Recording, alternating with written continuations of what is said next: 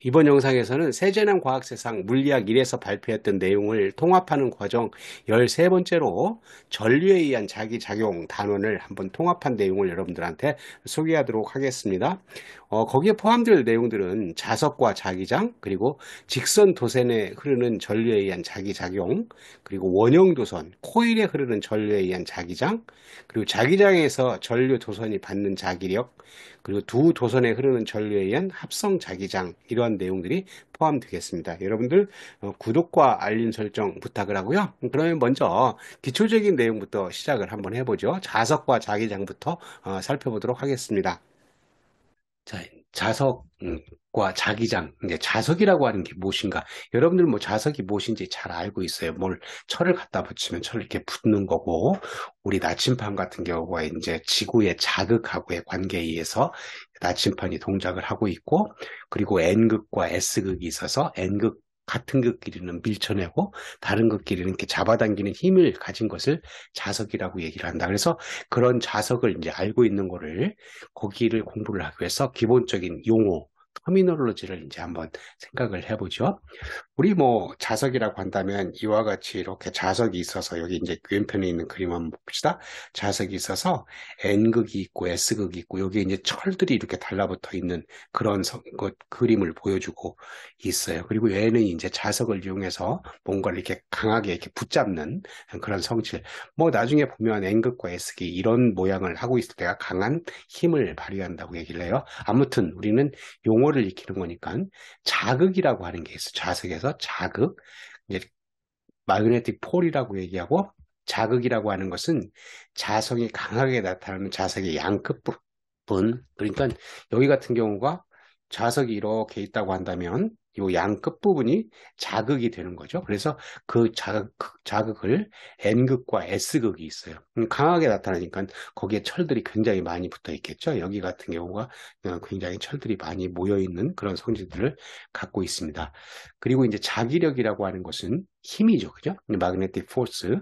두 자석의 자극을 서로 가까이 가면, 뭐, 가까이 가면 서로 밀어내거나 당기는 힘이 있는데, 서로 밀어낼 때는 같은 극끼리, N극이면, 여기 N극끼리 붙거나, S극, 이제 N극과 S극이 하면 다 끌어당기는 척력과 인력이 있다.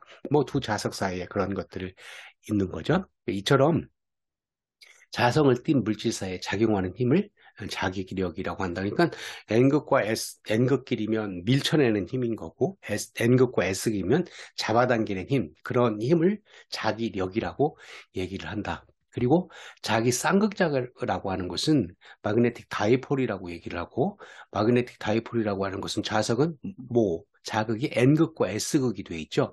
이 N극과 S극이 돼 있는 것을 자석을 딱 또 잘라도 N극과 S극이 되는 거고, 또 잘라도 N극과 S극이 되는 거예요. 그러니까 자석이라고 하는 것은 뭘로 만들어져 있냐면 이와 같이 두 개의 극으로 돼 있어서 그것을 자기 쌍극자라고 얘기를 한다. N극과 S극으로 존재하는데 그거를 자기 쌍극자라고 한다 하는 거예요. 그래서 우리 자석을 공부하기 위해서 자극, 자기력, 자기 쌍극자가 무엇인가 하는 것을 함께 살펴보았습니다. 그리고 이제 그 자석에 자기장, 마그네틱 필드라고 하는 게 존재를 하는데, 자기장이라고 하는 것은 자기력이 미친, 아까 뭐였어요? 자기력이라고 하는 게 서로 밀치거나 서로 다 잡아당기는 힘이 되는 거죠. 그런 힘이 미치는 공간, 필드, 공간. 우리 중력장이라고 하는 것은 중력이 미치는 공간이고, 자기장이라고 하는 것은 자기력이 미치는 공간을 얘기를 하고 있어요. 그래서 자기력이 미치는 공간으로 자기장의 한 지점에 나침반을 놓았을 때 자침의 N극이 가리키는 방향이 그 지점에서 자기장의 방향이다. 자기장에는 이제 방향이 있는 거기 때문에 벡터량이 되는 거죠. 요 얘기는 무슨 얘기냐면 N극이 가리키는 방향이 그 지점에서 자기장의 방향이라고 얘기하는 것은 이 그림에서 한번 볼까요? N극에서 나와서 S극으로 이렇게 가는 이런 것들을 우리는 자기장의 방향이라고 얘기를 한다. 그러면 여기다 나침판을 놓으면 어떤 모양을 하고 있는 거냐면 얘를 이렇게 이 그림으로 한번 볼까요? 나침판을 봤다고 한다면 N극에서 S극으로 나오니까 N극에서 S극으로 이렇게 나오게 되면 나침판이 이런 모양. 여기서 N극에서 S극으로 갈 때 나침판이 이런 모양인다면 N극이 가리키는 방향이 어디? 나가는 방향 이렇게 여기서 보면 이렇게 나가는 방향이 되니까 그게 자기장의 방향이 되는 것이다 하는 것을 알 수가 있는 거죠. 그래서 우리는 어떤 자기장의 어떤 방향인가 하는 것은 나침반을 갖다 놓으면 자기장의 방향을 알 수가 있는 거죠. 자기력선이라고 하는 것은 자기장을 시각적으로 나타낸 것으로 여기 자기장, 이제 자기력이 미치는 건데 그 미치는 그 필드를 자기장이라고 얘기했고 그 자기장을 시각적으로 이렇게 나타낸 것을 이렇게 자기력선이라고 얘기를 했으니까 N극에서 S극으로 이렇게 가는 것들을 화살표 이렇게 볼 수가 있죠. 그리고 이 자기선속이라고 하는 것은 자기장의 수직인 어떤 단면을 지나는 자기력선의 총 개수. 그러니까 지금 같은 경우 이게 자기력선이잖아요. 자기력 선이니까 어떤 면적을 이렇게 잡았을 때 여기를 이렇게 잡았다고 생각하면 이렇게 세 개만큼 이렇게 가는 거죠. 그런 것들을 우리는 자기 선속이라고 얘기를 하고 그거의 단위는 이제 웨버라고 하는 단위를 갖고 있어요. 이제 우리가 중요한 것은 자기장의 색일 텐데 자기장의 수직인 단면적 S를 지나는 자기 선속의 파일 때 자기장의 색이 B라고 이제 표시를 하는데 다음과 같이 B는 S분의 파이라고 이렇게 표시를 합니다. 그걸 이제 한번 그림으로 보도록 하겠습니다. 여기에 이렇게 표시되어 있는 이런 자기력선의 일부를 갖다가 표시를 한다고 한다면 우리는 자기력선이 이렇게 올 거예요. 그죠? 자기력선이 이렇게 온다고 얘기했고 자기 선속이라고 하는 것은 그거의 어떤 단면을 지나는 그 어떤 단면이라고 한다면 이렇게 단면 S라고 하는 값을 이렇게 지난다고 생각합시다. 거기에 포함되어 있는 것이 자기 선속이고 그 포함되어 있는 이 범위에 있는 것을 우리는 자기 선속 파이라고 얘기를 했고 그 파이라고 하는 것은 어떤 단위를 갖고 있다고 얘기를 했냐면 웨버라고 하는 여기 그 웨버라고 하는 단위를 갖고 있다고 얘기를 했습니다. 그거를 가지고 이제 우리 자기장의 세기를 이제 정의를 하는데 자기장의 색이 B라고 얘기하는 것은 그 파이, 자기 선속 파이를 뭘로 나눈 값이에요? 면적. 여기 면적 값으로 나눈 값이죠. 그러니까 이거의 단위는 뭐가 되겠어요? 웨버. 웨버를 면적으로 나눴으니까 메타 스퀘어가 이렇게 되겠죠. 그죠? 그래서 이렇게 생긴 이런 자기장의 세기의 정의로부터 자기장의 세기 단위를 이제 생각할 수 있는데 그 단위라고 하는 게 1웨버를 메터 제곱으로 나눈 그 값을 우리는 뭐라고 얘기하냐면 테슬라, 1테슬라라고 얘기를 하죠. 그 1테슬라라고 얘기하고 그 1테슬라라고 하는 값을 또 이제 그 나중에 전류에 의한 자기작용으로 이제 하는 것들을 그 이제 환산해 보면 이와 같은 단위를 생각할 수 있습니다. 그거는 이제 나중에 보기로 하고 우선 1테슬라는 1웨버 파 메터 스퀘어 라고 하는 값을 갖고 있다. 근데 우리는 1테슬라라고 하는 값이 매우 큰 단위이기 때문에 일반적으로 자기장의 세기는 어떤 단위를 쓰냐면 가우스라고 하는 단위를 쓴다. 뭐 많이 들어봤죠. 그죠? 가우스라고 하는 단위를 쓰는데 그 1테슬라는 몇 가우스냐면 10,000 가우스예요. 그러니까 아까 테슬라가 너무 크기 때문에 가우스라고 하는 단위를 이제 갖다 쓰는데 우리 가우스라는 단위를 쓰게 되면 우리 지구의 자기장이 있잖아요. 지구의 자기장이 있는 것을 여기 이렇게 볼 수 있는데 이 지구에서 자기장이 N극, S극이 있어서 이렇게 하는 것을 여러분들 다 잘 알고 있어요. 그래서 그 지구장의 자기장의 세기는 약 0.25 가우스에서 0.65 가우스이고 우리나라에서는 0.4 내지 0.5 가우스. 뭐 지구장의 세기라고 하는 게 이제 지구에서 위치에 따라서 다 달라질 테니까 지구 전체로는 요 범위에 있는 거고 우리나라 같은 경우는 그거 이제 그 북반부에 있죠. 그죠? 그런 값을, 이 정도의 값을 갖고 있다. 지금 우리가 공부하고 있는 것은 이와 같이 자기장, 자기력선, 자기선속, 자기장의 세기, 그리고 단위가 무엇인가 하는 것을 공부를 했습니다. 오늘 공부한 것은 자석과 자기장, 그래서 자석에 관련된, 여러분들이 잘 알고 있죠? 그 자석에 관련된 그런 기본적인 용어들을 였습니다. 그리고 이제 이런 기본적인 용어들을 바탕으로 전류에 의해서 이제 자석이 생긴다고 한다면 어떻게 될 것인가, 힘을 어떻게 받을 것인가 하는 것을 이제 뒤에 공부할 때 이런 용어들을 잘 익혀둬야 그때 공부를 할 수가 있겠습니다.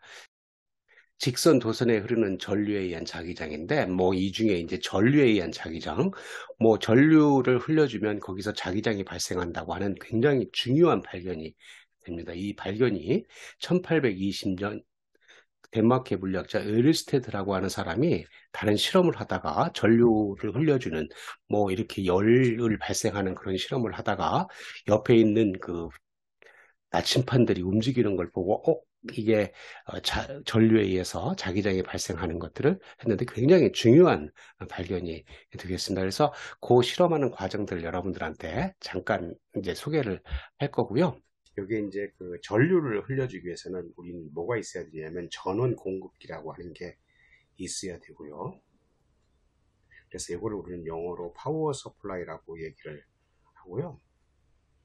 그 전원 공급기에는 플러스 단자와 마이너스 단자가 이렇게 있어서 전류를 흘리기 위해서는 이제 도선을 연결해야 되죠. 그 도선을 연결하는 것을 이렇게 해서 여기 에나멜선으로 이제 도선을 연결했어요. 그리고 전류를 공급하기 위해서는 여기서 전압이 이렇게 나온다고 한다면 오음의 법칙에 의해서 이렇게 저항 R이 있어야 되고 이 저항 R이 있고 스위치를 온오프 시켜서 스위치를 이렇게 만들어 놨어요. 그래서 여기 이제 닫히면 온이 되는 거고 열리면 이제 오프가 되게 만들어 놔서 얘를 이제 연결을 해야 되죠. 그 연결을 하는데 여기다 이렇게 나무 막대기를 이렇게 하나 고여 놨어요. 나무 막대기를 고여 놓은 것은 밑에 공간이 생기게 하기 위해서 만들어 놓은 거예요. 그래서 전 도선을 이렇게 연결을 하게 되면 여기 그 저항 값에 의해서 전류 값을 조정하기 위해서 여기다가 이제 이렇게 가변 저항을 갖다 놓고 이렇게 하게 되면 스위치가 닫히면 전류가 이런 방향으로 흐르게 되죠. 플러스에서 마이너스 쪽으로 이 전류가 이렇게 흐르고 열리면 이제 전류가 흐르지 않고 그런데 이때 이제 이쪽이 남쪽이고 이쪽이 북쪽이라고 한다면 우리 이 남쪽과 북쪽에 의해서 이제 그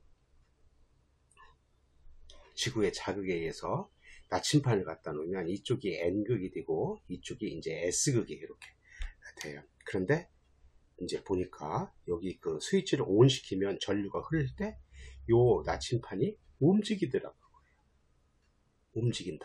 움직인다고 한다면 뭐가 있는 거예요? 그렇죠. 자기장이 있는 것이다 하는 것을 알았어요. 그래서 이제 에르스테트가 이런 자기장이 생기는데 이 자기장이 어떻게 생기는 것인가 하는 거죠. 자기장이 어떻게 생긴다고 하는 것은 뭐냐면 자기장의 방향과 크기가 된다. 아무튼 결론은 뭐냐면 전류가 흐르면 자기장이 생긴다 하는 것을 이제 알았기 때문에 이제 우리가 생각해야 할 것은 자기장의 방향과 크기가 어떻게 결정되는 것인가. 그런 실험을 통해서 에르스테드가 이제 발견한 것들은 에르스테드 법칙이라 그래서 자기장의 방향은 도선을 원형으로 감싸는 방향으로 도선의 수직인 방향이다 하는 거예요. 여기 전류가 이렇게 지금 여기 이 그림이죠.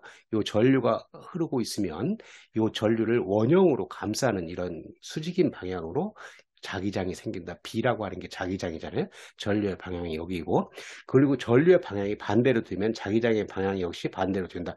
전류가 지금 밑으로 이렇게 흐르고 있는데 위로 흐른다고 한다면 자기장의 방향 화살표가 바뀐다 하는 거를 얘기를 하고 있고 자기장의 크기는 전류의 세기에 비례하고 거리에 반비례한다 하는데 그거에 관련된 수식은 이와 같습니다. 그래서 자기장의 크기는 전류에 비례하고 거리에 반비례하는 거리라고 하는 것은 이 전류 일막대에서 여기로 떨어진 거리 여기에서 중심에서 이렇게 떨어진 거를 R이라고 얘기를 했어요. 그래서 R이라고 하는 값을 갖고 있고 K라고 하는 것은 우리가 이제 나중에 보는 투자율 그런 것들인데 이만큼의 값을 갖고 있다. 이거는 진공에서는 이만큼의 값을 갖고 있고 여기가 만약에 진공이 아닌 다른 물질을 갖고 있다고 한다면 그 물질에 따라서 다 다른 그런 값들을 갖고 있어요. 그래서 우리는 자기장의 방향과 그리고 자기장의 크기가 어떤 것인가 하는 것들을 이제 의르스테트가 이렇게 실험을 통해서 전류에 의해서 자기장이 발생하는데 그런 자기장이 발생하는 값을 이렇게 했다. 근데 이런 자기장의 방향을 할 때 우리는 오른손 법칙이라고 하는 거를 쓰는데 그 오른손 법칙을 보면 이렇게 생겼어요. 여러분들 전류가 이쪽 방향으로 흐르면 지금 이제 감싸 주었죠. 이와 같이 감싸 주었을 때 이 엄지가 전류의 방향을 가르치고 나머지 네 손가락이 뭐를 가르치고 있는 거냐면 자기장의 방향을 이렇게 가르치고 있다. 이것을 이제 오른 나사의 법칙이라고 하는 것들로 할 수도 있는데, 오른 나사가 오른쪽으로 이렇게 돌리는 거잖아요.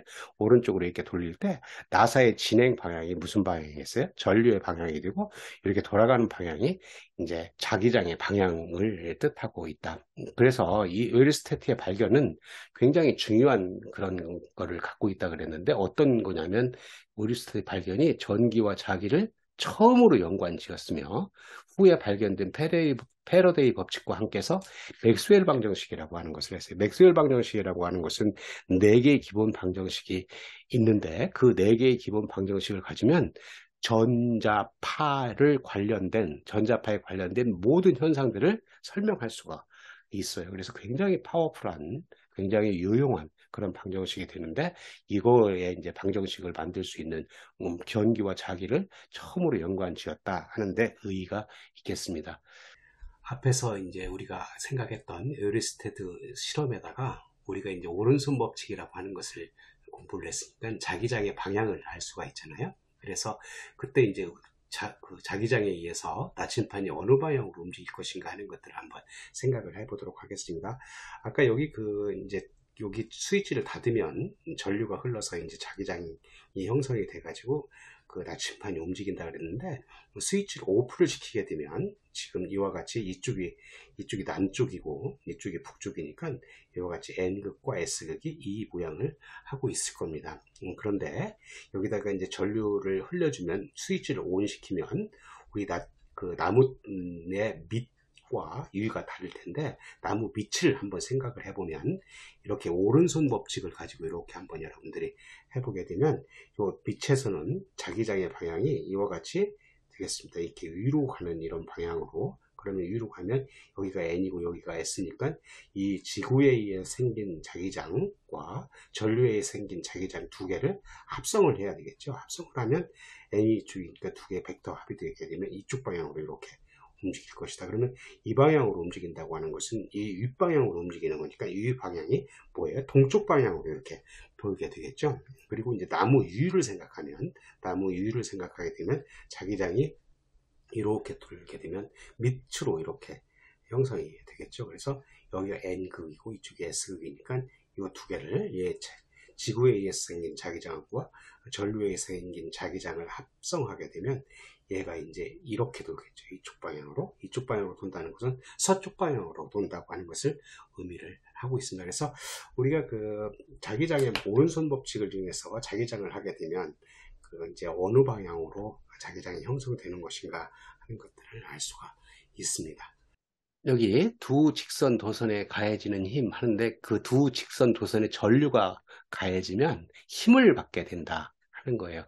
이거는 앞에서 얘기한 에르스테트 실험이 전기장과 자기장이 서로 관계를 한다 하는 것을 보고 나서 앙페르나 패러데이 등 이런 여러 과학자들이 체계적인 실험을 통해서 뭘 해요?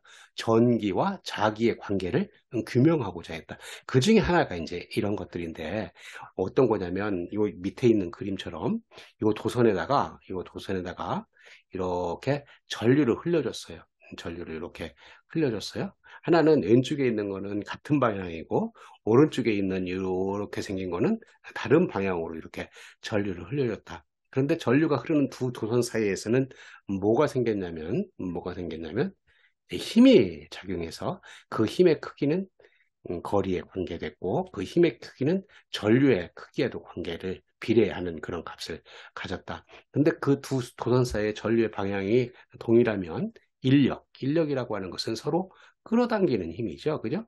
F1, 얘가 1이라고 한다면 F1, 이제 2라고 한다면 F2가 되겠죠. 서로 끌어당기는 힘이 있었고, 그리고 이제 방향이 반대이면, 지금처럼 오른쪽에 있는 것은 방향이 반대잖아요. 그러면 이게 이제 청력, 이렇게 밀어내는 이런 힘을 발생하고 있다. 근데 이거는 우리는 나중에 보면 자기장에다가 전류가 흐르는 도체를 갖다 놓으면 그 도체가 힘을 받는다고 하는 모터의 원리를 알 수가 있어요.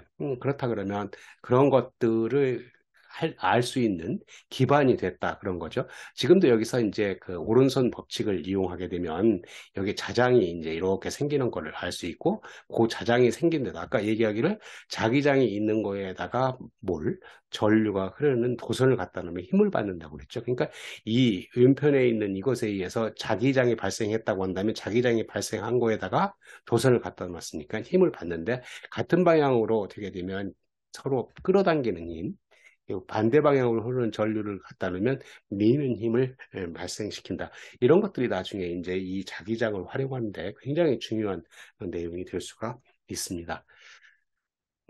지금까지는 직선 도선에 흐르는 전류에 의해서 자기장이 어떻게 될 것인가 얘기를 했는데, 우리 이제 여러 가지 모양 도선이라고 하는 게 원형 도선, 솔레노이드, 토로이드 이런 도선에 이렇게 전류가 흘렀을 때 여기에 자기장이 어떻게 발생할 것인가 하는 것을 이제 봐야 되는데, 이런 것들을 이제 보는 것은 다음 영상에서 자세하게 공부를 하겠습니다. 원형 도선에 의해서 전류가 이렇게 생길 때 여기도 오른손 법칙을 이용하면 이렇게 이제 어느 방향으로 자기장이 발생할 것인가 알 수가 있고, 이 솔레노이드는 이런 모양이 솔레노이드예요. 토로이드라고 하는 것은 도너츠 모양하고 있는 데다가 이와 같이 에나멜선을 갖다가 이렇게 연결을 하면 여기에 이제 전류가 흘러서 자기장이 발생한다. 그 자기장이 발생하는 값들이 어느 방향으로 얼마만큼 발생하는 것인가 하는 것은 다음 영상에서 하도록 하겠습니다. 우리가 직선이라든가 원형 도선, 코일에 흐르는 전류에 의해서 자기장이 어떻게 형성되는 것인가 하는 것을 구하기 위해서는 앙페르 법칙이라고도 하고 암페어 주의 법칙이라고도 해서 암페어 서큐터 로우라고 하는 것을 공부를 해야 됩니다. 그래서 지난 시간에 우리 직선 도선 전류에 의해서 자기장이 어떻게 형성되는 것인가 하는 것을 공부를 할 때는 거기 결과식을 이제 생각을 했었어요. 이제는 우리는 구하는 방법이 어떻게 되는 것인가 하는 것을 한번 먼저 보도록 하겠습니다. 그래서 이거 암페어 주의 법칙이라고 하는 것을 공부하기 위해서 앞에서는 우리는 자개의 세기를 자석 밀도하고 자개의 세기를 이제 조금 구분을 안 하고 썼었는데, 그걸 하기 위해서 자석 밀도라고 하는 마그네틱 플럭스 덴시티, 지난번에 자기장의 세기라고 하는 것이 이제 자석 밀도에 해당되는 거예요. 그래서 우리 여기서는 그거를 이제 두 개를 구분을 확실하게 하기 위해서 자석 밀도라고 하는 거 B하고 자개의 색이 H하고의 관계. 그래서 영어로 보면 magnetic flux density라고 하고 자개의 세기는 magnetic field intensity H라고 얘기를 합니다. 그래서 자석 밀도는 균일하게 좌화된 재료에서의 단위 면적당의 자속, 단위 면적당의 자속을 지난번에 자기장의 세기라고 했었는데 이걸 구분을 이제 확실히 하겠어요. 그래서 그거를 우리는 자석 밀도라고 하고 자개의 세기를 측정하는데 사용된다. 단위는 자석 밀도의 단위예요. 자석 밀도의 단위는 테슬라, 그리고 웨버파 메타 스퀘어라고 하는 것을 해서 자석 밀도 B는 자기의 세계 H와의 관계가 투자율이라고 하는 게 이제 물질에 따라서 달라지는 얼마나 자석을 원활히 하는 것인가 하는 것을 자장이 얼마나 원활하게 걸리는 것인가 하는 것을 이제 하는 그런 물질의 성질인데, 그거를 우리는 투자율이라고 하고 그걸 우리는 B 이퀄 뮤 H, 자석 밀도는 자기의 세기에다가 뮤라고 하는 값을 곱하면 되는 거죠. 우리 그 자유 공간에서의 투자율은 얼마냐면 뮤 제로라고 하는 게 4파이 곱하기 10의 마이너스 7승 이런 단위를 이렇게 갖고 있습니다. 그래서 이런 것들인데, 우리 어떤 도선에 전류가 흐를 때 그 전류에 의해서 자기장이 이제 형성이 된다고 얘기를 했고, 그 자기장이 형성되는 것들의 값을 구하기 위해서는 이와 같이 암페어 주의 법칙을 이용을 하는데, 이 암페어 주의 법칙이라고 하는 것은 여기에서 자개의 세기를 이제 구하게 돼요. 뭘 구하는 거냐면 자개의 세기 H라고 하는 값을 구해서 나중에 자석 밀도 B라고 하는 값은 뭘 곱하면 되냐면 뮤라고 하는 투자율을 곱하면 되는 거잖아요. 그래서 이와 같이 직선 도선에 의해서 전류가 이렇게 흐르게 되면 이 직선 도선의 이 전류 방향에 의해서 우리 오른손 법칙에 의해서 이렇게 이 화살표 방향으로 자기장이 형성이 되죠. 이 자기장이 형성되는 값을 어떻게 구하는 것인가 하는 것을 보게 되면 이와 같은 수식에 의해서 구할 수가 있어요.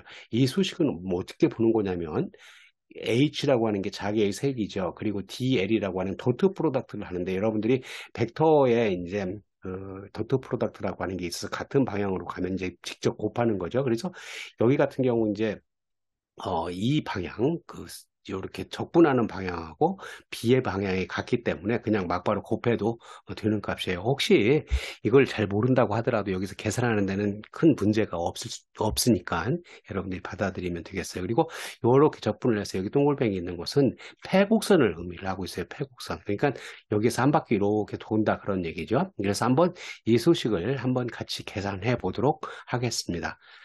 이 수식을 한번 같이 계산을 해보면 여기 이제 이렇게 생긴 거가 패곡선이라고 얘기를 했잖아요. 그러니까 패곡선이니까 여기를 한 바퀴 이렇게 도는 건데 그걸 도는 것을 생각을 하면 패곡선 이렇게 도는 거고 거기 B 방향하고 DL 방향이 같기 때문에 우리는 막바로 곱하면 돼요. 그러니까 한 바퀴 돌면 그거의 길이가 얼마가 돼요? 그렇죠. 2파이 R이라고 하는 값이 이렇게 돼요. 그리고 H라고 하는 값을 이렇게 곱하면 돼요. 그러니까 도트 프로덕트인데 같은 방향이기 때문에 두 개를 이렇게 곱하면 된다. 그러면 그 안에, 이 패곡선 안에 있는 뭐하고 같으냐면 전류의 양하고 같아요. 지금 같은 패곡선 안에 전류가 얼마만큼 있어요? I만큼 있는 거죠. 그죠? I만큼 있으니까 전류 양하고 같다. H2파이 RI. 그러니까 H 값은 얼마냐면 2파이 R분의 I라고 하는 값이고 B라고 하는 자석 밀도 B라고 하는 값은 뮤 H라고 얘기를 했는데 만약에 자유 공간이라고 한다면 뮤제로 H가 되겠죠. 그렇죠? 그러니까 여기다가 2파이 R분의 I에다가 2파이 R분의 뮤 제로를 이렇게 곱하면 H가 하게 되면 되는데 요 뮤제로라고 하는 값이 위에서 보면 4파이 곱하기 10의 마이너스 7승 이렇게 돼 있으니까 얘를 여기다 갖다 대입하면 뮤제로 값이 2파이로 나누면 이제는 2 곱하기 10의 마이너스 7승하고 곱하기 하기를 R분의 I라고 하는 값이 되겠네요. 그래서 이거를 보게 되면 앞에서 우리 그 직선 도선에 의해서 생각했던 것들에 여기 값을 뭐라고 했었죠? 그렇죠. K라고 했었고 R분의 I. 그래서 우리는 직선 도선에 의해서 생각했던 것들이 전류 I에 비례하고 거기에서 떨어진 거리에 반비례한다고 하는 그 자속 밀도 값이 생긴다고 하는 것을 앞에서 우리 생각을 했어요. 그래서 우리가 여기서 공부하고 있는 것은 암페어 주의 법칙을 이용해서 H값, 자개의 세기를 구하고 그 자개의 세기부터 자속 밀도를 구하는 그런 값들을 할 수 있다. 뭐 그렇게 어렵지 않죠. 근데 이제 뒤에 원형이라든가 토로이드 이런 것들은 모양에 따라서 달라지기 때문에 구할 때 꽤 수식들을 복잡하게 해요. 근데 여기서 우리는 공부를 할 때는 그런 수식들을 다 하지 않고 그 결과식으로부터 어떤 의미를 가진 것인가 하는 것들을 보도록 하겠습니다. 아무튼 우리는 그런 것들을 구할 때도 뭘 가지고 한다고요? 암페어 주의 법칙이라고 하는 걸 가지고 구한다 하는 것을 알 수가 있습니다. 원형 도선에 흐르는 전류에 의한 자기장은 원형 도선이라고 하는 것은 이 그림에서 보는 것처럼 이 도선이 이제 원형으로 이렇게 돼 있어요. 거기에 이제 전류가 이렇게 흐르고 있죠. 그럼 전류가 흐르면 뭐가 생겨요?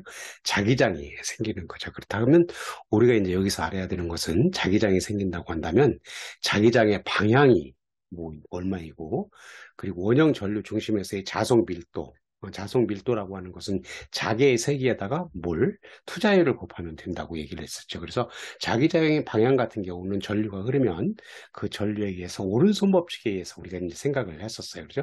이 오른손 법칙이라고 하는 게 이 그림에서 보는 것처럼 이 엄지가 이제 가리키는 방향이 전류의 방향이고 요 나머지 네 손가락이 가리키는 방향이 자기장의 방향이라 그랬으니까 이렇게 원형 도선에다가 이 오른손 법칙을 한번 적용해 보세요. 전류가 이렇게 흐르죠. 그죠? 이런 방향으로 흐르니까 이 엄지가 가르치는 방향이 이쪽 방향이고 감싸주면 이 도선을 이렇게 감싸주는 거죠. 그러면 저기 화면 뒤에서 앞으로 이 원형 도선의 안에서는 화면 뒤에서 앞으로 자기장이 발생을 하고 있고 이제 이런 부분에서는 이렇게 이제 그 밖에서는 이런 방향으로 이렇게 자기장이 발생한다고 하는 것을 오른손 법칙을 이용하면 알 수가 있어요. 그러니까 자기장의 방향 같은 경우는 오른손 법칙을 이용하면 알 수가 있는 거고 원형 도선에 흐르는 전류에 의해서 생기는 자기장의 자석 밀도값을 이제 계산을 하려고 한다면 암페어 주의 법칙을 이용해서 하는데, 그 암페어 주의 법칙을 직선 도선에 흐르는 전류 값으로 이제 한번 계산을 해본 적이 있죠. 그렇게 되면 그 직선 도선이라고 하는 게 이렇게 됐었잖아요. 이만큼이 직선, 앞에서 우리 계산을 해봤으니까 이렇게 되는데, 우리 원형 도선을 잘게 이렇게 쪼개면, 무수히 많은 직선 도선으로 자르면 그것들이 합으로 나타낼 수 있고 또 다른 방법으로 계산을 할 수가 있어요. 그러니까 암페어 주의 법칙을 이용해서 원형 도선의 자속 밀도를 계산할 수가 있는데, 그것을 우리는 여기서 자세하게 계산하는 과정은 이제 생략하기로 하고, 결과를 보면 이와 같이 자속 밀도라고 하는 것이 K 프라임의 R분의 I, 뭐 전류에 비례하고 R, 여기서 이렇게 그 중심에서의 값이에요. 요 중심에서 자속 밀도죠. 그러니까 중심에서 요 반지름, 요거에 해당되는 R분의 I 값이 이런 만큼 되겠다. K 프라임이라고 하는 값이 이제 여기서 R분의 I는 똑같은데 K 프라임 K하고 다른데 얼마예요? 요거는 2이고 이거는 2파이니까 어떤 직선 도선에 흐르는 전류 값에 비해서 원형 도선에 흐르는 전류에 의해서 자석 밀도가 생기는 값은 이만큼 파이배만큼 더 큰 값을 갖고 있다고 하는 것을 알 수가 있습니다. 자, 원형 도선에 의해서 흐르는 것을 구했듯이 솔레노이드에 흐르는 전류에 의한 자기장, 그래서 그 자기장의 방향하고 자석 밀도가 어떻게 되는 것인가 하는 것을 이제 한번 생각을 해보면, 솔레노이드라고 하는 게 어떻게 생긴 거냐면 이와 같이 이제 코일 형태로 되어 있어요. 코일 형태로 되어 있는데 얘가 이제 아주 가깝게 다 붙어 있게 만들어 놨죠. 그렇게 이제 하고 전류 값을 이렇게 형성을 시키면, 오른손 법칙을 여러분들이 여기다가 적용을 시키면, 오른손 법칙을 적용을 시키면 얘가 이런 방향으로 자기장이 형성된다고 하는 것을 알 수가 있어요. 그런데 솔레노이드에서 오른손 법칙은 조금 앞에서 생각했던 거하고 다르게 요 엄지가 자기장의 방향을 가르치고 있고 요 나머지 네 손가락이 전류의 방향을 가르치고 있으면 자기장의 방향과 전류의 방향을 생각할 수가 있어요. 그래서 이거에다가 이렇게 적용한 것처럼 여기다 적용해 보면, 이 오른손 법칙을 여기다 적용하면 자기장이 이렇게 형성되는 것을 알 수가 있죠. 이것도 마찬가지로 이제 암페어 주의 법칙에 의해서 자석 밀도값, 자기장의 방향은 그런 방향이고 자석 밀도값은 이제 계산을 할 수가 있는데, 솔레노이드 내부에서의 자석 밀도를 구하기 위해서는 자개의 색이 앞에서 암페어 주의 법칙을 이용해서 이제 구하면 이와 같이 도선을 이렇게 감싸주면 이 안에 있는 전류량과 같다 하는 거였죠. 그렇게 해서 구하게 되면, 여기서 구하는 과정은 이제 생략하겠습니다. 구하게 되면 뭐 구한 자기의 색이 H 값에다가 거기다가 이제 투자율을 곱하면 B라고 하는 자석 밀도 값이 나오는데, 그 값이 K2 프라임 NI라고 하는 값이 되고, K2 프라임이라고 하는 값은 이만큼 비례상수 값을 갖고 있고, N이라고 하는 값은 단위 길이당 도선을 감은 수예요.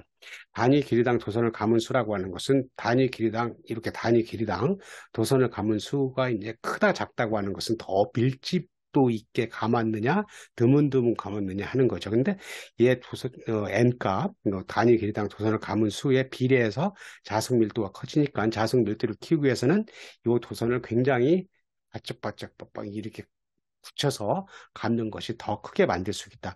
그리고 이제 I라고 하는 값은 전류 값이니까 이거의 값에 의해서 주어지니까 우리는 어때요? 솔레노이드 내부, 이것도 솔레노이드 내부에서 자석 밀도니까 내부의 자석 밀도는 어느 위치에 따라서 달라지는 게 아니고 자석 밀도 값이 일정한 값을 갖고 있다고 하는 것을 알 수가 있습니다. 솔레노이드를 이용해서 이제 우리가 아는 게 전자석이죠. 잘 알고 있는 거고. 그래서 솔레노이드 내부에 연철을 만든 철심을 넣은 거를 전자석이라고 하고, 그 전자석을 이와 같이 여기다 연철을 이용한 철심을 하고 나서 이런 방향으로 전류가, 여기 지금 빨간색으로 표시한 방향으로 전류가 흐르게 하면, 오른손 법칙에 의해서 감싸주면 어디 자기장의 방향이 윗방향으로 이렇게 가겠죠. 그죠? 윗방향으로, 이 솔레노이드 안에서는 윗방향으로 자기장이 가니까 여기가 N극이 되는 거고 여기가 S극이 돼서 지금 오른쪽에 있는 자석과 같은 그런 성질을 갖는 것처럼 말씀드릴 수가 있다. 그래서 이렇게 만들게 되면 우리는 전자석이라서 이 전자석을 가지고 이제 여러 군데 활용을 하고 있죠. 그 중에 이제 굉장히 거대한 거 한 가지만 이렇게 잠깐 보면 이와 같이 철을 운반하는 그런 것들이 이 전자석에 의해서 얘를 붙였다 또 놓으면 떨어지는. 그래서 전자석의 특징 같은 경우는 솔레노이드 속에 철심을 넣으면 내부 자기장의 세기가 1000배 이상 세져서 철심을 넣으면 자기장을 1000배 이상 세게 만들 수 있고, 전류가 흐를 때만 자성을 띄기 때문에 전류가 흐르지 않으면 자성이 뜨지 않죠. 그죠? 그러니까 우리는 자성을 띄면 여기다 붙이고 자성이 뜨지 않으면 이제 떼고 할 수 있는 그런 것들을 갖고 있다. 그리고 전류의 세기를 바꾸면 자기장의 세기를 조절할 수 있고, 아까 보니까 솔레노이드에서 전류 값에 비례하는 자기장을 갖고 있었으니까 그런 거를 할 수 있고, 전류의 방향을 바꾸면 전자석에 그걸 바꿀 수 있다. 이 전류의 방향을 지금 이제 빨간색으로 되어 있는 거를 반대로 하게 되면 이제 자기장의 방향, 자석의 자기장의 방향을 바꿀 수 있는 그런 성질을 갖고 있습니다. 그래서 여러 군데 응용할 수가 있게 되겠습니다. 자, 토로이드에 흐르는 전류에 의한 자기장. 그래서 토로이드에 흐르는 내부의 자기장의 방향하고 자석 밀도를 계산한다고 한다면, 토로이드라고 하는 것은 이런 모양을 하고 있는 것을 토로이드예요. 그러니까 철심에다가 이렇게 이제 감았던 거죠. 그 감은 거를 여기서 보면 이제 전류가 있죠. 이 전류가 들어가서 이렇게 나와서 이렇게 들어가고 하는 것들을 여러분들이 이제 그 오른손 법칙을 이용해서 한번 해보세요. 해보면 이렇게 쭉 감싸 보세요. 감싸 보면 이런 방향으로 이렇게 자기장이 형성되는 것을 알 수가 있어요. 그러니까 자기장의 방향은 토로이드의 전류의 방향에 의해서 오른손을 감싸 쥐면 이쪽 방향, 이 전류가 들어가는 방향이 엄지손가락이고, 그리고 이제 이 다른 감싸주신 것이 나머지 네 손가락인데, 안에서는 이렇게 자기장의 방향이 이렇게 형성이 되고, 밖에서는 이상적으로는 이제 자기장들이 상쇄가 돼서 0이라고 하는 값을 갖고 있어. 그래서 토로이드 내부의 자석 밀도 값은 이제 이 암페어 주의 법칙에 의해서 계산을 해보면 이게 이제 B 이퀄 K의 R분의 NI 해서 이 반지름의 반비례하고 I 값에 비례하는데, N 값이라고 하는 것은 뭐냐면 요 전체 가문수. 앞에서 우리 그 솔레노이드 할 때는 이게 스몰 n이었죠. 그죠? 스몰 n이었는데 그 스몰 n은 단위 길이당 가문수였는데, 지금 같은 경우 라지 n이라고 하는 것은 여기 토로이드에다가 전체 가문수에 비례하는 그런 자석 밀도 값을 갖고 있다 하는 겁니다. 그래서 여기서 자세히 그 계산은 안 했지만 자석 밀도 값이 이런 값을 갖고 있다. 근데 대체적으로 보면 거리에 반비례하고 전류의 크기에 비례하는 그런 성질들을 갖고 있는 걸 알 수가 있죠. 앞에서 계산했던 것들도. 오늘 공부한 것들은 이제 도선이 있으면 자기장이 형성이 되는데, 그 자기장이 형성되는 것들을 이제 직선 도선, 지난 시간에 했던 거에다가 암페어 주의 법칙을 적용해서 이제 한번 계산을 해봤고, 원형 도선, 그리고 솔레노이드, 그리고 토로이드에 대해서 자기장의 방향하고 자석 밀도에 대해서 공부를 했습니다. 자, 자기장 속에 놓인 전류가 흐르는 도선이 받는 자기력. 자기장 속에다가 전류가 흐르는 도선을 놓으면 힘을 받는다. 그러니까 원인은 자기장 속에다 전류가 흐르는 도선을 놓는 거죠. 그죠? 결과가 이제 자기력을 받는 거고. 그래서 이와 같이 여기 이제 N극, S극 자석, 영구 자석을 갖다 놓고 이렇게 놓으면 뭐가 있어요? N극 쪽에서 S극 쪽으로 자기장이 이렇게 형성이 됩니다. 이 자기장이 형성되는 곳에다가 뭐를 갖다 놨어요? 이와 같이 전류가 흐르는 도선을 갖다 놨어요. 이 도선을 갖다 놓으면 이 도선에 의해서 이렇게 또 전류가 흐르면 자기장이 생성이 되죠. 그 자기장이 생성되는 것을 그림을 갖다 그리면 이와 같이 빨간 이렇게 원으로 자기장이 형성이 돼요. 그러면 한번 봅시다. 요 전류 도선 뒤에 여기를 보게 되면 이 원래 있던 영구 자석에 생기는 이런 자기장과 요 빨간 자기장이 합쳐져서 자기장이 더 커지게 되겠죠. 이 전류 도선 앞을 여기를 보게 되면 여기는 이제 반대 방향이기 때문에 자기장이 약하게 되겠죠. 그래서 우린 자연 법칙에 의해서 밀집되어 있는 부분은 이제 똑같은 균등한 분포로, 여기가 자기장이 밀집되어 있고 여기는 이제 조금 그거보다 덜 밀집되어 있기 때문에 그 덜 밀집되어 있는 부분으로 하게 되면 이 도선이 어느 방향으로 가요? 그렇죠. 이 스크린의 앞방향으로 오게 되어 있다. 그래서 우리는 결과적으로 자기장이 왼쪽 방향으로 이렇게 흐르는 거에다가 위쪽 방향으로 흐르는 전류 도선을 갖다 놓으면 이 전류 도선은 어느 방향으로 힘을 받는 거냐면 스크린에서 이렇게 앞으로 나오는 방향으로 힘을 받는다. 그래서 그런 힘의 방향들을 따지기 위해서 이와 같이 이런 것들을 따져요. 손바닥을 여러분들이 한번 펴보세요. 손바닥을 펴고 이 엄지와 이 손바닥 사이에 직각이 되게 만들고 하게 되고, 이제 힘의 방향이라고 하는 것은 손바닥으로 수직인 방향이에요. 그러면 이 자기장의 방향을 여기다 갖다 놓고 이 엄지를 이렇게 전류의 방향을 갖다 놓으면 요 손바닥이 스크린하고 이제 평행인, 그래서 앞으로 튀어나오는 그런 방향이 되겠다. 그래서 이렇게 할 수도 있고요. 이제 잘 알려진 것으로는 플레밍의 왼손 법칙이라고 하는 게 있습니다. 플레밍의 왼손 법칙이라고 하는 것은 이와 같이 F 힘, force, 그리고 자기장 FBI.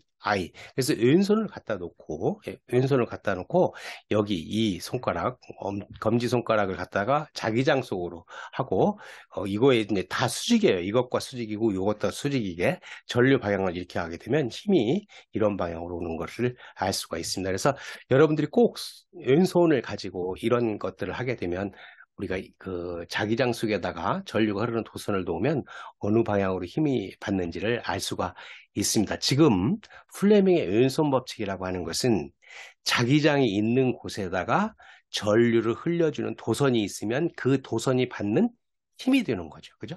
그런데 플레밍의 오른손 법칙이라고 하는 것은 마찬가지로 FBI 이런데 여기는 자기장이 있는 곳에다가 힘을 가하면 전류가 나오는 거예요. 그러니까 왼손 법칙은 힘이 나오는 거고 오른손 법칙은 전류가 나오는, 지금 우리가 이걸 공부하고 있는 건 아니고 나중에 이제 이거 같은 경우는 발전기를 할 수 있다. 지금 같은 경우는 모터 같은 경우에 이런 걸, 모터가 뭐예요? 전기적인 거를 가지고 뭘 만드는 거냐면 역학적인 에너지, 이 돌아가는 힘을 만드는 거죠. 그러니까 모터 같은 게 여기에 해당되고, 지금 같은 경우 이제 여기 밑에 있는 플레밍의 오른손 법칙 같은 경우는 여기 이제 자기장 속에다가 힘을 가하면, 뭐 수력 이런 것들로 힘을 가하면 뭐가 전류가 발생하는 거니까 이 전류가 발생하는 발전기의 원리가 될 수가 있다, 그겁니다. 그래서 우리는 물론 이제 플레밍의 왼손 법칙과 오른손 법칙을 잘 구별해야 되지만 지금 우리가 공부하고 있는 건 뭐예요? 자기장 속에다가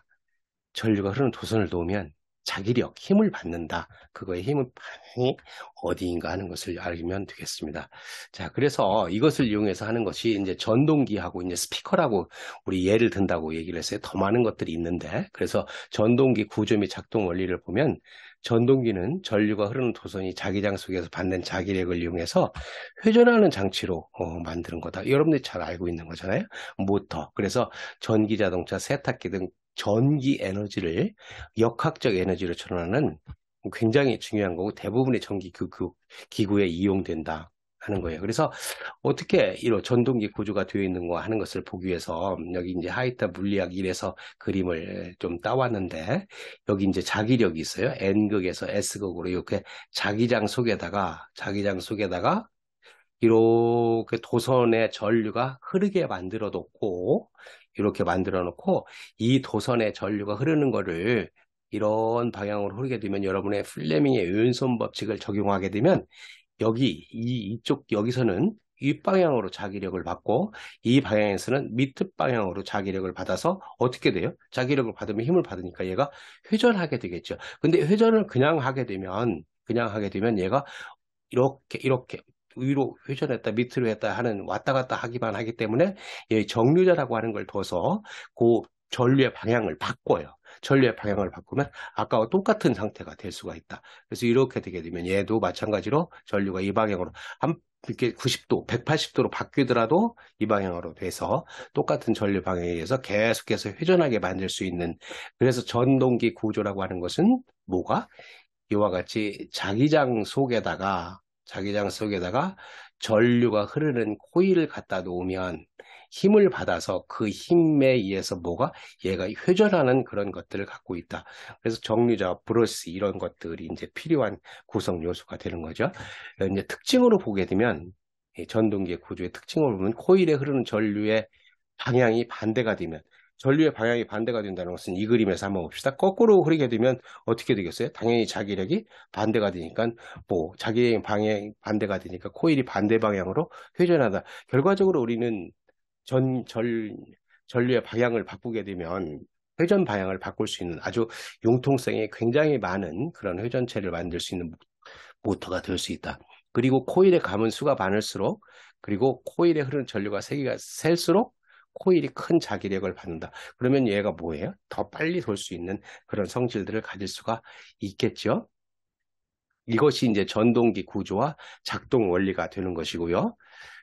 여기 한번 이제 보면 위키피디아에서 따온 건데, 이렇게 이제 그 자석이 있어서 여기 자기장을 만들어 놓고 여기다 코일을 해서 이렇게 되게 되면 돌 수 있는 그런 성질을 가질 수 있다. 그겁니다.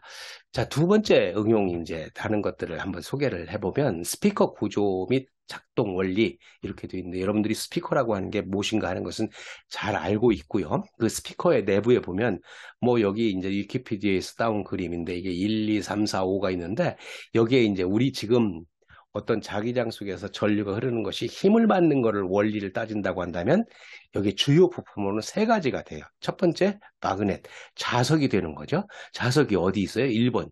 여기에 자석이 있네요. 그죠? 자석이 있는 거고, 두 번째 이제 중요한 거는 보이스 코일이에요. 보이스 코일이라고 하는 것은 스피커는 음성을 받아서 이렇게 진동시키는 거죠. 그러니까 보이스 코일의 뭐가? 코일이니까 전류가 흐르게 되어 있어요. 그래서 3번에 전류가 흐르는 코일을 여기다 갖다 놓으면 어떻게 돼요? 자기장 속에다가 전류가 흐르는 코일을 갖다 놓으면 힘을 받는 거죠.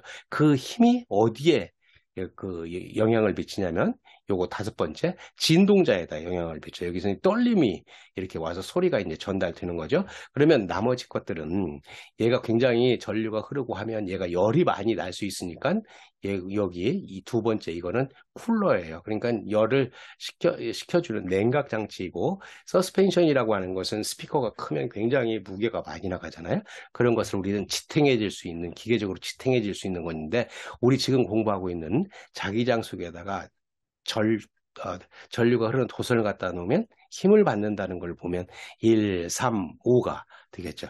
이 그림을 우리 이제 개념적으로 갖다 그리게 되면 여기 N극, S극 이렇게 해서 N극과 S극 사이에 자기장이 형성되고, 그리고 보이스 코일에 의해서 코일이 이렇게 있다고 한다면 이 코일, 자기장 속에 코일이 있으니까 플레밍의 왼손 법칙에 의해서 뭐가 힘을 받게 되겠죠. 근데 그 힘이 일정하다면 얘는 진동을 안 할 거예요. 근데 우리는 보이스 코일에는 뭐가 들어가는 거냐면 그 음성이, 사람 음성이 되어 있는, 음성으로 되어 있는 그런 전류 신호, 그러니까 주파수를 갖고 있는 신호가 들어가는 거죠. 그러니까 주파수를 갖고 있고 신호의 세기가 컸다 작았다 이런 것들을 갖고 있기 때문에 이것에 의해서 뭐가 힘을 받는 정도가 뭐에 의해, 보이스 코일에 의해서 그 조정이 될 수가 있다. 그렇게 조정이 되게 되면 여기 이제 진동판을 이렇게 울려서, 진동판을 이 보이스 코일에 받는 진동판을 울려서 이제 스피커에서 이제 그 음파가 나오는, 그래서 우리는 귀로 들을 수 있는 것들이죠. 그렇다고 그러면 우리는 여기서 우리가 알아야 되는 것들은 이와 같이 N극, S극 있고 여기다가 전류를 만드는 자석이 있어서 이 권수에 전류를 이렇게 감아주게 되면 얘가 전자석이 되는 거고, 그리고 이제 플레밍의 왼손 법칙에 의해서 이와 같이 그 자기장 속에다가 전류를 흘려주면 전류에 작용하는 힘의 방향이 이와 같이 된다 하는 것을 알 수가 있습니다. 자, 오늘 공부한 것은 자기장 속에다가 그 전류가 흐르는 도선을 갖다 놓으면 힘을 받는데, 그런 것들은 여러 가지 응용될 수 있고요. 지금 우리가 여기서 본 것들은 모터, 전동기라고 하는 것과 스피커의 구조에서 어떻게 그 응용할 수 있는 것인가 하는 구조 및 작동 원리를 공부를 했습니다. 먼저 두 직선 도선에 흐르는 전류에 의한 합성 자기장을 보도록 하겠습니다. 그 두 가지 이제 경우를 생각할 텐데, 이와 같이 왼편에 있는 것은 무한히 긴 도선에 똑같은 전류를 흘리는데 어떻게 전류 방향이 같은 방향으로 가고 있다 하는 거고요. 오른편에 있는 것은 무한히 긴 도선에 전류가 흐르는데 똑같은 양의 전류가 흐르면서 반대 방향의 전류가 흐르면 어떻게 될 것인가. 그래서 여기 이제 그 나머지 공간에서 자기장들이 뭐 더해지기도 하고 빼지기도 하니까 이 두 도선에 의해서 합성 자기장이 어떻게 생기는 것인가 하는 것을 보도록 하겠습니다. 전류에 의한 자기장은 여기 이제 전류가 이런 방향으로 흐른다면 어떻게, 뭐를 가지고 결정한다 그랬어요? 오른손 법칙에 의해서 결정한다 그랬어요. 오른손 법칙이라고 하는 것이 전류의 방향을 엄지 손가락을 이렇게 갖다 놓고 나머지 네 손가락을 갖다 놓으면 여러분들이 한번 감싸 줘 보세요. 그러면 자기장이 이렇게 생기겠죠. 자기장이 이렇게 방향으로 생기고 얘도 요 오른쪽에 있는 전류 이것도 똑같은 원리로 인해서 이런 방향으로 자기장이 이렇게 생길 겁니다. 그러면 우리는 이 자기장이 생기는 것들의 방향성으로 봐서 이 영역을 나눠야 되겠죠. 그래서 먼저 여러분들이 이제 이런 문제에 접했을 때 여기를 영역 1이라고 얘기를 하고 그리고 여기를 영역 2라고 얘기를 하고 여기를 영역 3이라고 이렇게 얘기를 한 다음에 우리 영역 2를 한번 먼저 보도록 하겠습니다. 영역 2에서 보면 왼편에 있는 이 전류에 의해 생기는 자기장은 이렇게 뭐예요? 스크린 방향으로 들어가는 방향이죠. 그리고 영역 2에서 이 오른편의 전류에 생기는 것은 스크린에서 빠져나오는 거니까 두 개의 합성 자기장이라고 하는 것은 두 개를 합치면 플러스 마이너스 이게 들어가는 방향, 얘는 나오는 방향 그러니까 두 개를 합해야 되겠죠. 그런데 우리는 이런 직선에 의해서 자기장이 생기는 것들을 우리 암페어 주의 법칙에 의해서 계산을 했고 앞에서 우리 계산을 했으니까 자속 밀도 B라고 하는 놈은 자속 밀도 B라고 하는 것은 우리는 어떻게 됐어요? K R분의 I K라고 하는 비례상수 값은 2 곱하기 10의 마이너스 7이라고 얘기를 했어요. 그러니까 우리는 이것을 구하는 것은 앞에 이제 여러분들한테 영상 보여준 것으로도 생각을 하기로 하고 이게 반지 여기에 떨어진 거리를 R이라고 얘기를 했으니까 R분의 I 그러니까 전류에 비례하고 떨어진 거리에 반비례하는 그렇다 그러면 영역 2에서 여기 0이라고 하는 부분은 여기서 여기만큼 떨어진 거리가 D이고 여기서 여기까지 떨어진 거리가 D이니까 우리는 이 D 값이 똑같으니까 플러스 마이너스 하면 여기 이 부분에서는 자속 밀도가 얼마겠어요? B 값이 0이다. 그러면 이 부분에서 생각한다면 어떻게 되겠어요? 이 부분에 생각한다고 한다면 이것에 의해서 왼편에 있는 전류에 생기는 값보다 오른편에 의해 생기는 전류의 값이 더 크니까 우리는 자속 밀도가 이 화면에서 빠져나오는 여러분들 앞으로 나오는 값이 더 큰 값을 갖고 있고 반대로 이 부분에서는 화면에서 들어가는 방향이 더 큰 값을 갖고 있다고 하는 것을 이해할 수가 있습니다. 그러면 영역 1에서는 어떻게 되겠어요? 영역 1에서는 우리는 이렇게 되는 방향이고 얘도 이렇게 되는 방향이니까 오른쪽에 있는 전류에 의해서도 이렇게 크게 그리면 이런 방향으로 이렇게 자속 밀도가 생기겠죠. 그러면 여기서도 자속 밀도라고 하는 것은 왼편에 있는 전류하고 오른편에 있는 전류의 합으로 되니까 두 개의 합배에 의해서 어디 화면에서 앞으로 빠져나오는 그런 자기장이 플러스 값을 가질 것이다.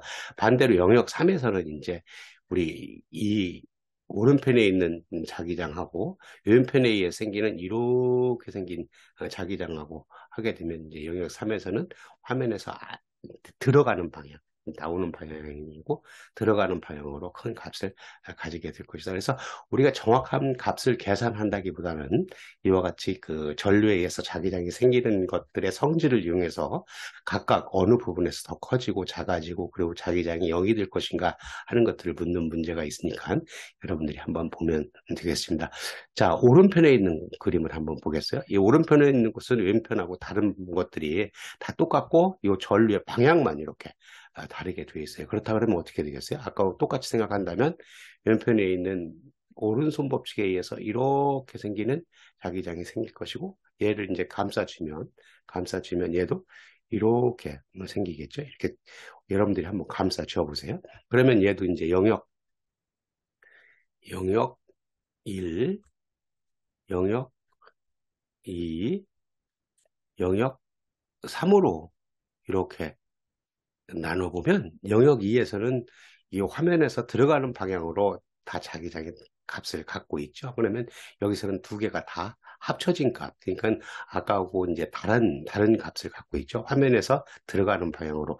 그러면 영역 1에서는 어떻게 되겠어요? 영역 1에서는 여기 왼편에 있는 이 전류에 의해서 이렇게 자기장이 생긴다고 한다면 오른편에 의해 생기는 자기장은 이렇게 생기는 값을 가지니까 여기서는 나오는 것은 이 왼편에 있는 전류에서는 나오는 방향이고 여기 오른편에 있는 것은 들어가는 방향이니까 두 개의 합성 자기장이 되겠다. 그렇지만 어떤 거가 더 커요?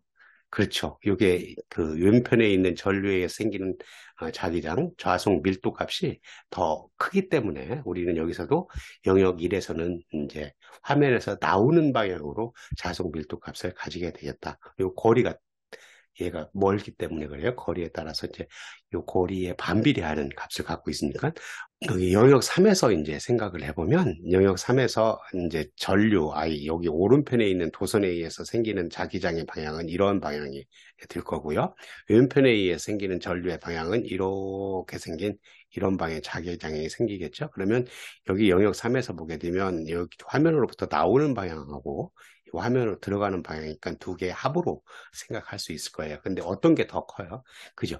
오른쪽의 도선에 의해서 생기는 전류에서 생기는 자기장이 더 크니까 그리고 영역 3에서도 마찬가지로 화면에서 이렇게 나오는 방향으로 자기장이 더 큰 값을 가지겠다.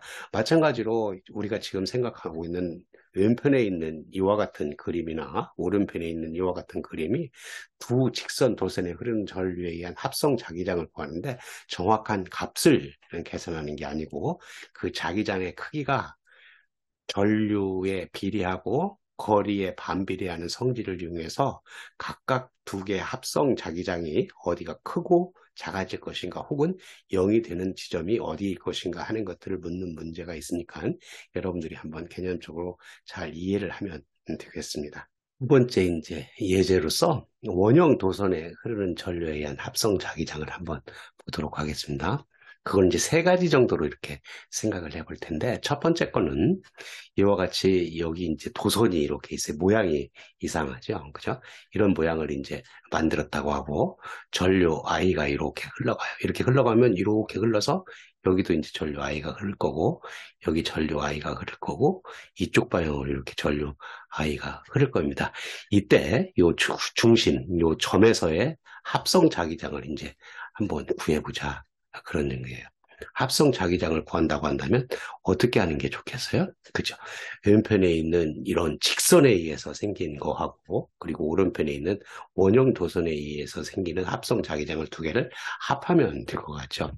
그래서 앞에서 우리는 이렇게 생긴, 여기서 보세요.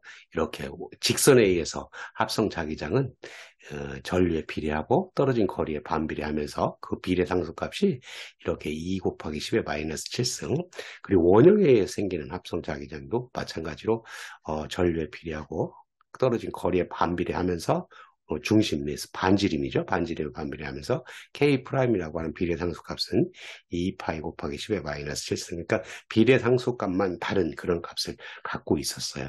그러면 우리는 지금은 직선과 원형이니까 이 점에서 구한다고 한다면 직선으로부터 얼만큼 떨어져 있냐면 이렇게 R만큼 떨어져 있다고 한다면 이 직선에 생기는 자기장 값을 계산을 할 수가 있어요. K의 R분의 I라고 하는 값을 이렇게 생각할 수 있고, 그리고 이제 원형에 생기는 값은 K 프라임의 R분의 I라고 하는 값을 이렇게 가질 수가 있다. 그래서 합성 자기장을 구한다고 한다면 두 개를 합하면 되는데, 이제 문제는 뭐예요?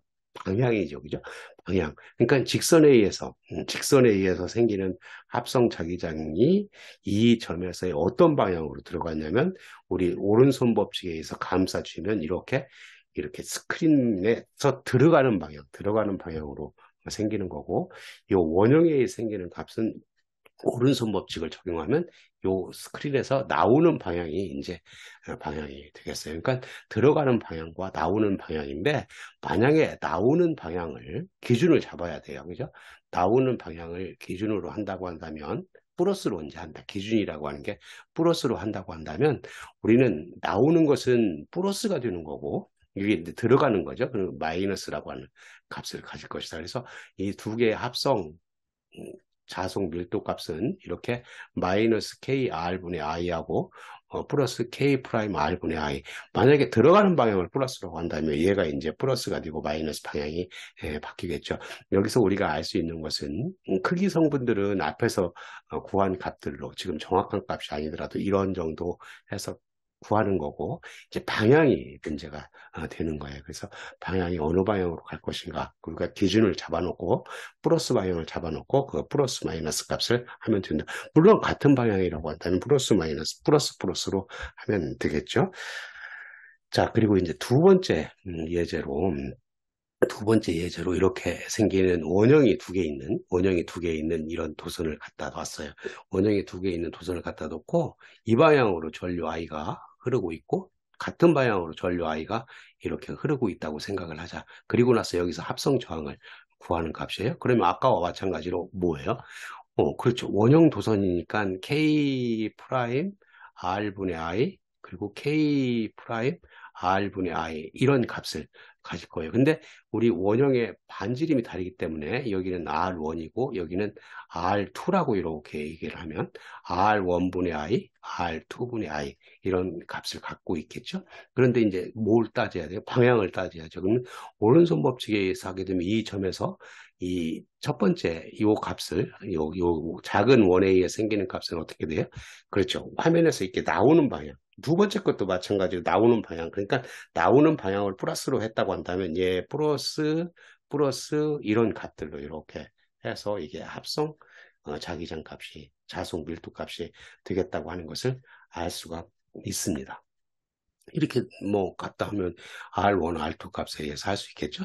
이제 이 오른쪽에 있는 거 한번 생각해 보죠. 이 오른쪽 같은 경우는 여기 I가 이런 방향으로 흐르고 있고 얘는 이런 방향으로 이렇게 흐르고 있다. 어때요? 서로 반대 방향으로 흐르고 있는 거죠. 얘도 그러면 어떻게 되겠어요? 두 개 원형이니까 여기 R1이라고 하고 얘를 R2라고 이렇게 얘기를 하면 합성 자기장을 구하기 위해서는 각각 K 프라임 R1분의 I 여기 그리고 R2분의 I 그리고 K 프라임 이렇게 할 때는 이제 여기 방향은 이제 놔두기로 하고 그럼 방향 같은 경우 얘가 이렇게 오른손 법칙에 의해서는 안에 있는 것에 의해서는 어때요? 어, 그 스크린으로부터 이렇게 빠져나오는 그런 값들이죠. 그리고 얘 그 두 번째 요거 바깥 원에 의해서는 스크린으로 들어가는 방향이다. 나오는 방향을 플러스로 잡았다고 한다면 플러스이고 들어가는 방향은 이제 마이너스가 되는 거죠. 그럼 이렇게 두 개를 여기다 마이너스 값, 플러스 값. 그래서 각각의 크기를 결정하고 방향이 어디로 갈 것인가 하는 것을 하게 되면 이 합성 자기장 값이 되겠다. 자속 밀도 값을 구하게 되면 이와 같이 되는데 지금 R1과 R2 값 중에서 어떤 것이 더 큰 값이에요? 그죠? R2 값이 더 큰 값이니까 전체적으로 보면 이 값이 앞에 있는 값보다 더 작겠죠. 반비례하니까. 그러면 얘는 B라고 하는 값은 플러스 값을 갖는다. 플러스 값을 갖는다고 하는 것은 이 점에서 자속 밀도, 자기 장이 어디 스크린에서 앞으로 빠져나오는 그런 값들을 갖는다고 하는 것을 알 수가 있겠습니다.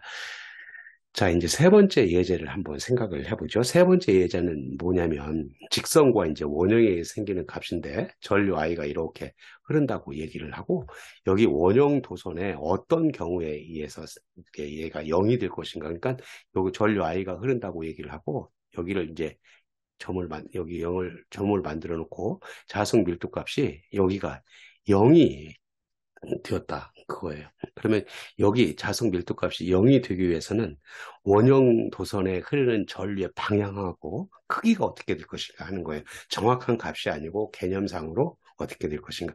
이 점에서 자석 밀도, 자기장이 0이 되기 위해서는 우리는 이것에 의해서 요 직선에 의해서 직선 도선에 의해서 흐르는 전류 자기장을 생각해 보면 이렇게 오른손 법칙을 하게 되면 어디예요? 이렇게 해서 빠져나오는 방향이죠. 그죠? 스크린에서 빠져나오는 방향. 그럼 0이 되려고 한다면 스크린을 빠져나오는 거를 이제 0을 만들기 위해서는 이제 들어가는 방향으로 해야 되겠죠. 그러면 들어가는 방향으로 하기 위해서는 이 원형 도선에서 전류가 어느 방향으로 흘러야 되냐면 이렇게. 그죠? 이런 방향으로, 오른손 법칙 하게 되면 이런 방향으로 해야 얘가 이렇게 들어가는 방향이 되겠죠. 그러면 방향이 이런 방향이어야, 시계 방향으로 돌아야 우리가 이제 여기서 0을 만들 수 있는 기준이 되겠다 하는 것을 얘기를 하고, 그리고 이렇게 만들기 위해서는 전류의 세기를 얼마만큼으로 해야 될 것인가 하는 거예요.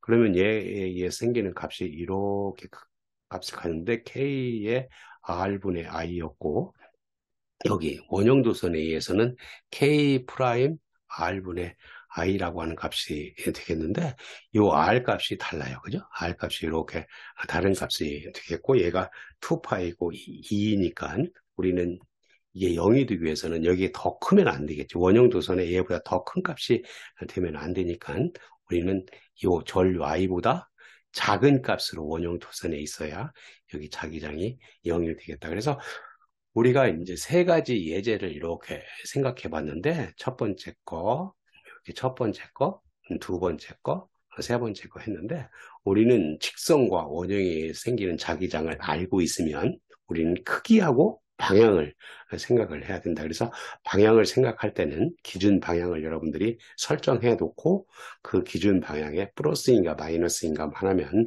어렵지 않게 이런 문제들이 나왔을 때 여러분들이 해결할 수가 있을 겁니다. 자, 오늘 얘기한 것들은 그 앞에서 배웠던 그런 자기장을 두 개의 도선에 의해서 어떻게 될 것인가 하는 거였는데, 우리는 여기서 생각한 건 직선 도선하고 원형 도선에 의해서 두 개의 합성 자기장을 구하는 문제에 대해서 다뤘습니다. 지금까지 전류에 의한 자기작용하는 단원을 통합한 내용들을 함께 여러분들하고 살펴보았습니다. 여기에 포함된 내용은 자석과 자기장, 그리고 직선 도선에 흐르는 전류에 의한 자기작용, 원형 도선 코일에 흐르는 전류에 의한 자기장, 그리고 자기장에서 전류 도선이 받는 자기력, 그리고 두 도선에 흐르는 전류에 의한 합성 자기장, 이러한 내용들이었습니다. 이렇게 통합한 내용들이 여러분들 학습하는 데 도움이 되었으면 합니다. 자, 여기서 마치기로 하고, 여러분들이 구독과 알림 설정을 하게 되면 앞으로 나오는 영상들도 용이하게 받아볼 수가 있겠습니다. 감사합니다.